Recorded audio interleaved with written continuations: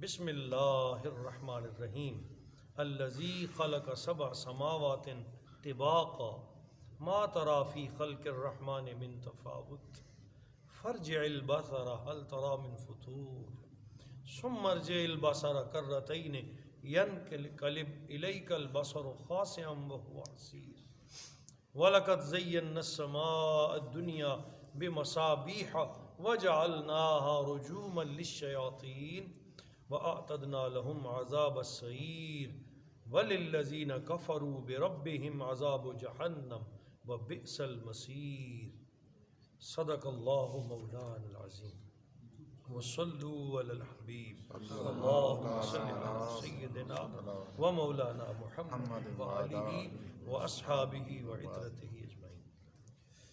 بحمد اللہ تعالی ہم نے گزشتہ درس قرآن میں سورہ ملک شریف کا آغاز کیا، اور میں نے عرض کیا تھا کہ قرآن عظیم کی ان نعمتوں میں سے یہ ہے جسے اللہ کریم نے دنیاوی اور اخروی نجات کا ذریعہ بنایا ہے۔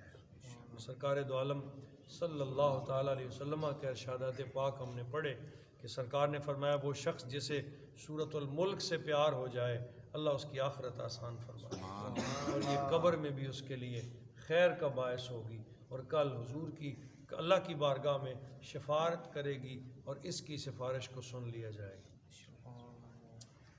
آیت نمبر 3 سے اللہ کریم نے عقلی دلائل ارشاد فرمائے اور تکوینی دلائل اپنی کائنات کی طرف توجہ دلائی، آسمان، زمین، ستارے، کہا دیکھو تو صحیح تم کس طرح پروردگار کا انکار کر سکتے ہو؟ کوئی ہے جو اس جیسا آسمان تمہیں بنا دے؟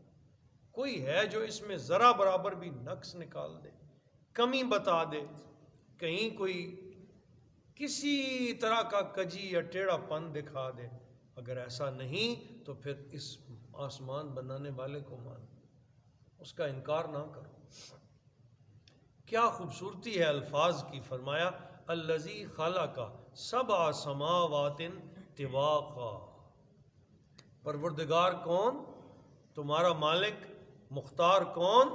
الذی خلق سبع سماوات طباقا، وہ جس نے زمین و آسمان بنائے۔ تو کیسے بنائے؟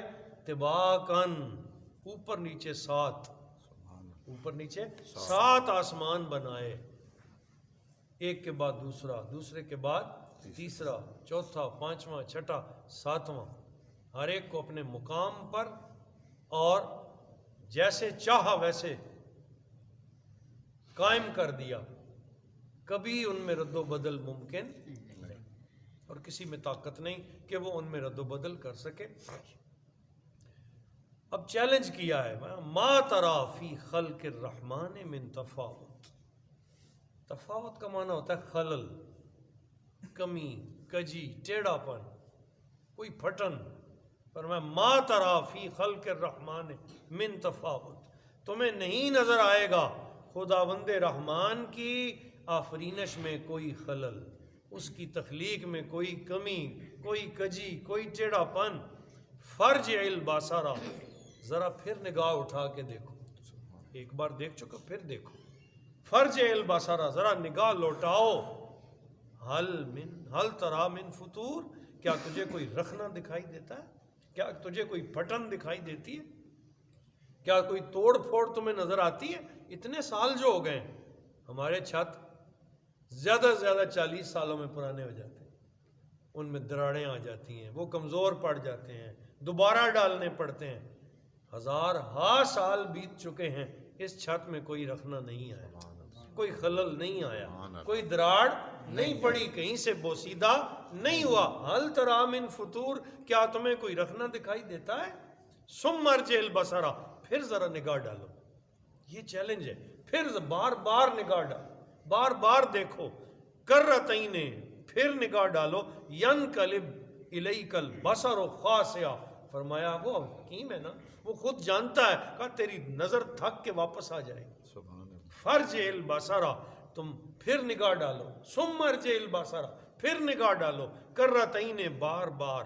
ینقلب الیک البصر، لوٹ آئے گی تیری نظر تیری طرف، لوٹ آئے گی تیری نگاہ واپس۔ کیسے؟ خاسئن، تھکی ماندی وہو حسیر، اور وہ ناکام ہوگی۔ تھکی ماندی اور ناکام ہو کے واپس آ جائے گی، میری تخلیق میں کجی یا ٹیڑھا پن نہیں دکھا سکتی۔ وہ تمہارا مالک، وہ تمہارا پروردگار ہے۔ وَلَقَدْ زَيَّنَّا، اور اسی نے بے شک مزین کر دیا ہے، السماء الدنیا، اس سامنے دنیا کے آسمان کو، یہ جو تمہاری آنکھوں کے سامنے ہے، اس دنیاوی آسمان کو اس نے مزین کر دیا ہے بِمَصَابِیحَ، چراغوں سے۔ ستاروں کو چراغ کہا، ان روشن چراغوں سے جو نظر آ رہے ہیں تمہیں ستاروں کی شکل میں، سیاروں کی شکل میں، چاند اور سورج کی شکل میں، اللہ نے ان مصابیح سے، ان چراغوں سے اس ظاہری آسمان کو روشن کر دیا ہے۔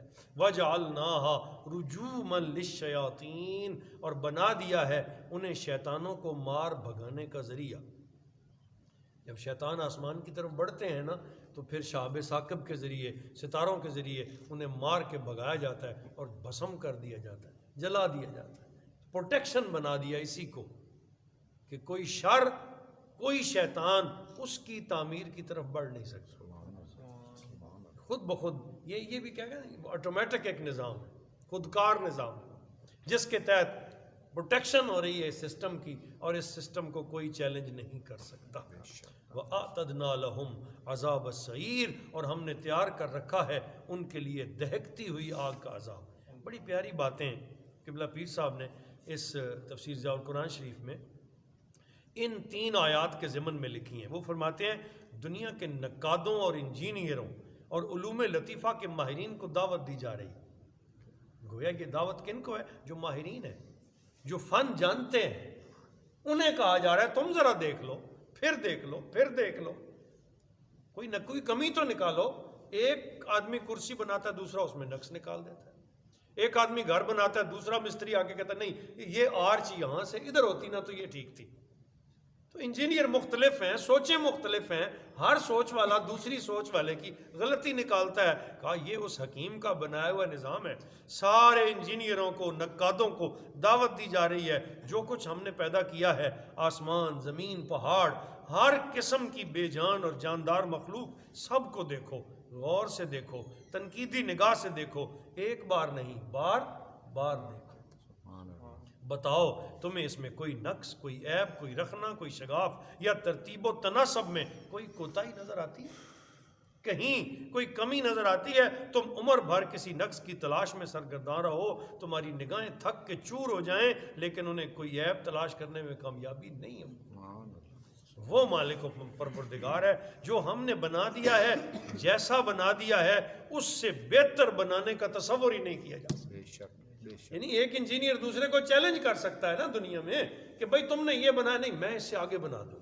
ایک وقت تھا جب کوئلے پہ چلنے والا انجن بنایا گیا، اس سے بہتر انجینئر آئے، انہوں نے ڈیزل پہ بنا دیا، پھر بہتر انجینئر آئے، انہوں نے گیس پہ چلنے والا بنا دیا، پھر اور اچھے آئے، انہوں نے اٹامک پاور لی اور وہ سورج کی شمسی توانائی کے ذریعے اور اٹامک پاور کے ذریعے انجن کو حرکت دے دی۔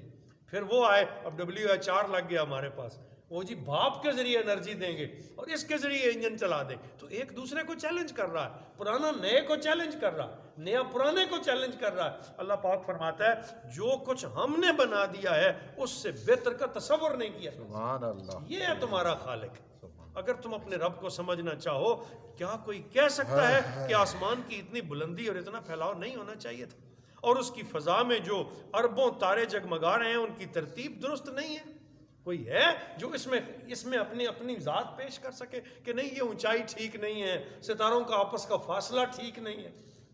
آج تک نہ کوئی یہ عیب نکال سکا، خواہ وہ رب کو مانتا ہے یا نہیں مانتا۔ اس میں یعنی انسان کیا، کائنات کے بڑے سے بڑے طاقتوں والے بھی اللہ کی بنائی ہوئی کسی چیز میں نقص نہیں نکال سکے۔ یہ ہے تمہارا پروردگار۔ یا جس طرح زمین کو بنایا گیا ہے اس میں رد و بدل کی گنجائش موجود ہے، ان کی بڑی بڑی چیزوں کو رہنے دو، ذرا اپنے انسانی پیکر میں غور کرو اور اس کے نقشے میں کوئی ترمیم تو کر کے دکھاؤ کہ چلیں وہ باقی ساری چیزیں تو بڑی ہیں، ذرا اس کو ہی دیکھ لو۔